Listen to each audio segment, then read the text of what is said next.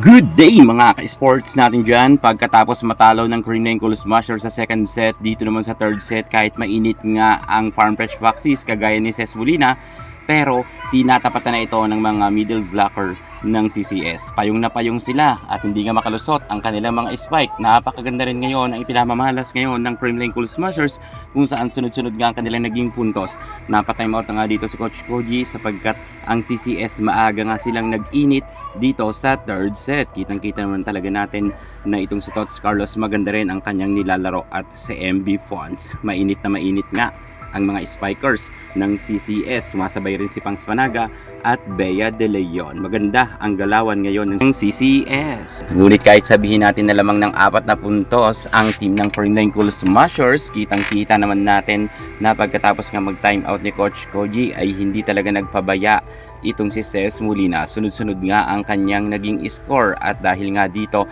2 puntos na lamang ang kalamangan ng Creamline Cool Smashers. Napa-time out na nga dito si Coach Sherwin Meneses dahil kita talaga natin na palaban ang nasabi nating Farm Fresh Foxes. Medyo masasabi ko talaga na nagbago ang galawan ng CCS kanina sa second set dahil natambakan nga sila, pero pagdating dito sa third set sila naman ang namamayagpag. Hopefully na ang Creamline Cool Smashers ay magtagumpay talaga sa lahat ng magiging laban hanggang 4th set lang. Grabe talaga ang Creamline Cool Smashers. Talagang pinahihirapan nila ngayon ang Farm Fresh Foxes pagdating nga dito sa laban sa third set. Kitang-kita naman natin ang opensa at depensa ng Farm Fresh ay butas na butas, kung kaya nakaungos talaga ng 4 na puntos ang CCS at napanatili nila ito. Medyo ma-error talaga ngayon ang Farm Fresh, pero palaban naman itong si Ces Molina. Gayun pa man, kahit palaban si Ces Molina at double digits na nga siya at karamihan nga dito sa Farm Fresh ay talagang magagaling rin ang spiker, pero ma-error sila ngayon sa third set, kung kaya narito ang momentum sa Creamline Cool Smashers. Napatime out na si Coach Koji sapagkat 5 na ang kalamangan ng Creamline Cool Smashers. Medyo mahihirapan talaga sila na mahabol ito, lalo't medyo patapos na ang kanilang naging laban. Matapos matalo ng Creamline Cool Smashers dito ngayon sa third set ay talagang mainit na mainit sila at ayaw na nilang bigyan ng kumpiyansa pa ang Farm Fresh sa kanilang laban dito. Subalit pagpasok nga ni Mama P or Mylene pa at gumanda ang laro ng Farm Fresh Foxes. Kanina nga ay 5 puntos ang kalamangan ng Creamline Cool Smashers.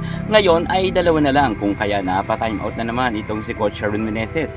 Gusto ngang mga nigurado ni Coach Sherwin na sila ang magwawagi dito sa third set para mamaya isang laban na lang sila na ang magwawagi. Pero ang Farm Fresh ayaw, paawat rin. Pero palaban ang Farm Fresh Foxes sapagkat naidikit nga nila sa score na 19 at dito nga ay talagang medyo na problema ang Creamline Cool Smashers.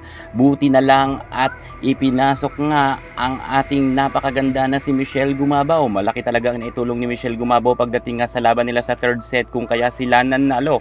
Kitang-kita talaga natin na malalakas ang palo ni Mitch Gumabaw na hindi nga ito nawavlak ng Farm Fresh Foxes. At dahil nga dito hindi na talaga pinakawalan nila Michelle Gumabaw ang pagkapanalo dito sa third set.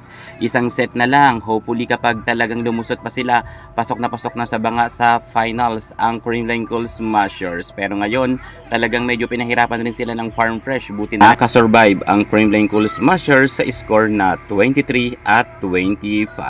Panalo na naman ang Creamline.